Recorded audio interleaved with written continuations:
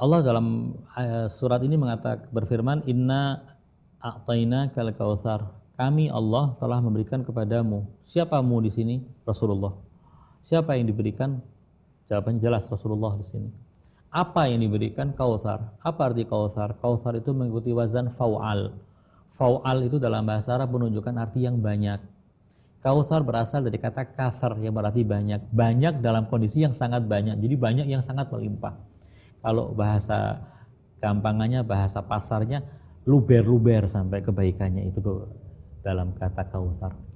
Allah memberikan kepada Nabi sesuatu yang sangat baik, yang kebaikannya tidak bisa dibatasi, sangat banyak.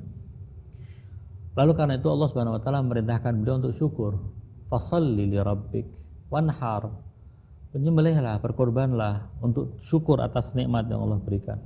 Lalu kemudian Allah berfirman, Inna syani'aka huwal abtar. Orang yang mengatakan engkau ini tidak punya keturunan, justru dialah yang tidak punya keturunan. Kalau bahasa terjemahan tafsirannya, kalau arti bahasanya, sesungguhnya orang yang mencelamu, orang yang bahasa keren sekarangnya yang membulimu adalah al-abtar. Dialah yang abtar, dialah yang terputus. Kisahnya bagaimana? Ini yang saya katakan, perlu ada beberapa rangkaian untuk memahami tafsir Al-Quran.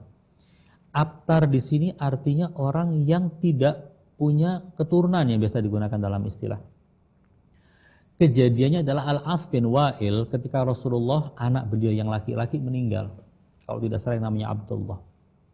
Ketika yang pertama dulu Qasim sudah meninggal, lalu Abdullah meninggal, Al-As bin Wa'il membuli Rasulullah, mengejek Rasulullah. Dalam ejekannya itu dia menyebut Rasulullah dengan abtar.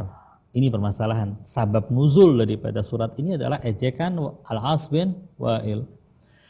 Di ayat yang ketiga dalam surat yang pendek ini Allah mengatakan yang abtar itu bukan Nabi, tapi siapa? Yang mencela Nabi, orang yang menghina Nabi, yang membuli Nabi, yang mengejek Nabi. Siapa? Al-As bin Wa'il.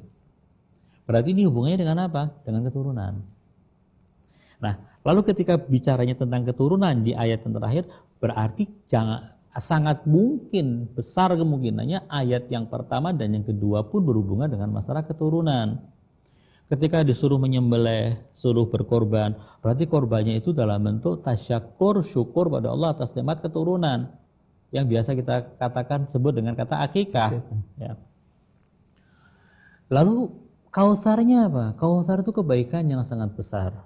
Kebaikan yang sangat besarnya itu bagaimana kalau urusannya adalah keturunan? Sementara Nabi tidak punya keturunan yang bisa disebut kecuali Fatimahuz Zahra. Disinilah kemudian kita mengatakan bahwasanya kebaikan yang besar itu adalah Fatimah. Pertanyaan, apakah benar Fatimah itu adalah kebaikan yang besar, kebaikan yang tidak bertepi? Ayo kita lihat siapa Fatimah. Muncul penjelasan tentang siapa Fatimah, kedudukan Fatimah di sisi Allah, kedudukan Fatimah di sisi Rasulullah, apa saja yang telah diberikan oleh Fatimah dalam kehidupannya yang singkat untuk umat dan untuk kemanusiaan. Apa saja teladan-teladan yang diberikan oleh Fatimah. Apa saja derajat-derajat yang telah berhasil diraih oleh Fatimah. Apa saja kisah-kisah menarik yang penuh dengan pelajaran untuk kita dari Fatimahuz Zahra. Dan ternyata dari Fatimah ini pula lah keturunan Ali bin Abi Thalib sampai kepada Imam Mahdi salamullah alaihim ajma'in, yang mana keseluruhan daripada keturunan-keturunan dan manusia-manusia yang suci ini adalah yang membawa tongkat estafet kepemimpinan Rasulullah Shallallahu Alaihi Wasallam setelah beliau meninggal. Ini adalah kebaikan yang tidak bisa dilukiskan. Ini yang pertama adalah masalah ini. Yang kedua, Sayyidah Fatimahuz Zahra berdasarkan riwayat Jabir bin Abdullah Al-Ansari dari Imam Baqir alaihissalam, kelak beliaulah yang akan menunjukkan kebesaran ayahandanya Rasulullah Shallallahu Alaihi Wasallam. Di alam akhirat nanti ketika Fatimahuz Zahra memberikan syafaat yang sedemikian luas kepada siapa saja yang mencintai Ahlul Bait, yang mencintai kebenaran, sedikit pun di hatinya ada yang mencintai Ahlul Bait, akan diangkat oleh Sayyidah Fatimah untuk masuk ke surga. Suatu kedudukan yang sangat tinggi dipentaskan oleh Sayyidah Fatimah, kebaikan itu di alam akhirat. Kebesarannya Rasulullah melalui tangan Fatimahuz Zahra. Ini kebaikan yang tidak bisa dianggap kecil, sangat besar, dan tidak ada yang lebih besar dari ini untuk kemanusiaan. Layak untuk disebut dengan kautsar. Karena itu Kalau membatasi Kautsar hanya dengan sebuah telaga di surga saja, itu menyempitkan makna Kautsar. Kalau membatasi Kautsar itu hanya dengan misalnya kekuasaan Nabi karena berhasil untuk menguasai Jazirah Arab, itu membatasi makna Kautsar. Kalau mengatakan bahwasanya Kautsar itu adalah agama saja, agama Islam saja, itu membatasi lingkup agama. Artinya, kenapa kita harus membatasi?